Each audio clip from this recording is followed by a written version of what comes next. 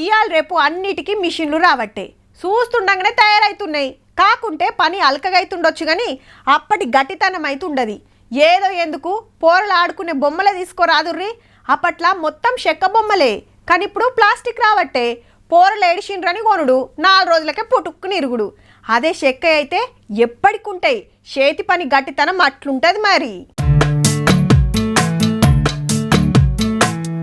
పెద్ద పెద్ద దీపాంతలు, దేవుళ్ళ విగ్రహాలు, నాగపడిగలు, గంటలు, గుర్రాలు, ఆటబొమ్మలు, కత్తులు, డాలు తీరొక్కటి ఉన్నాయి. మొత్తం ఇత్తడితో చేసినాయే.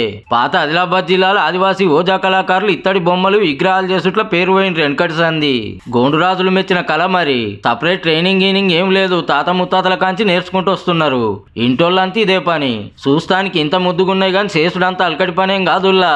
గాబా తయారు చేస్తాం, దానికి డిజైనింగ్ చేస్తాం. డిజైనింగ్ చేసిన తర్వాత మళ్ళా మట్టి చేస్తాం. దానికి ఇత్తడి కూడా పోసి మట్టితో నగిసి తయారు చేసే కాంచి దాని మీద ఇత్తడి పోత పోసి ఇసుక తయారు చేసేదాకా మస్తు పని ఉంటదట.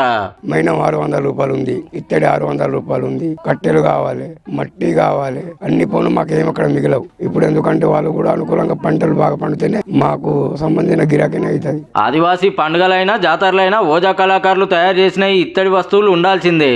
అప్పట్లో బగ్గ చేసేది పబ్లిక్ లో మంచి డిమాండ్ ఉండేదట. ఇప్పుడు చేసేటోళ్ళు తగ్గిండ్రు, కొనేటోళ్ళు తగ్గుతున్నారు చిన్నగా. అయినా వెనకటి కాలను బతికించుకుంటా పొట్ట తిప్పల కోసం గిట్లా దండలాడుతున్నారు.